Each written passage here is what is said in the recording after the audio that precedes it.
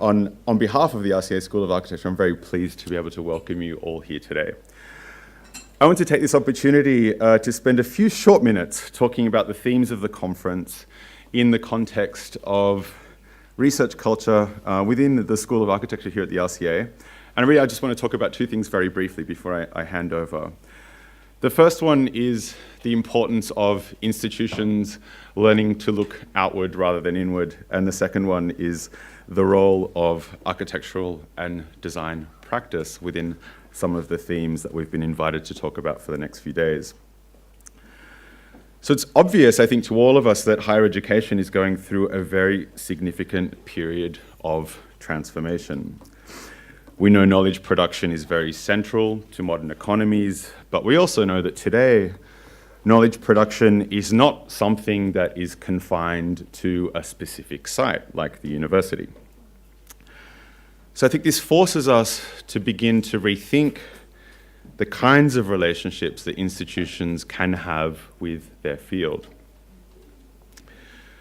We also know that knowledge production exists in a great many forms, not all of which are formalized, and that epistemic diversity is a site of struggle between different communities, also a site of invention and discovery. And this raises certain kinds of questions. So when we talk about knowledge production for what and for whom? How do we know what we know? And why do we know it? We live in very complex, globalized societies, and it's clear that we can't take refuge in local scales of thinking and practice. There's a kind of urgency to bringing new kinds of encounters into existence between communities like this and other kinds of communities with other kinds of epistemic and discursive practices. So in this context, internationalization, which is a kind of institutional term, I guess, and partnership is of paramount importance. We can't do what we do alone. And I think this conference is then a terrific example of this kind of international cross-institutional project. So the questions that unite us, I think, and that bring us here today are, how do we use the space of the institution to compose new kinds of relationships outside of the institution? How to create a meaningful legacy of transformation in practice, in the field, and ultimately in the built environment. I think it's also fair to say that 2016 has been a year of very significant political upheavals. The divide between major cities and their hinterlands, the intergenerational divide, which seems to be more acute than any time in my, at least in my life. And more worryingly, the return of certain cultural hegemonies now cast in racial and ethnic terms. And the failure of social democracy and liberalism to address the challenges brought about by globalization, from my perspective, is now absolutely indisputable.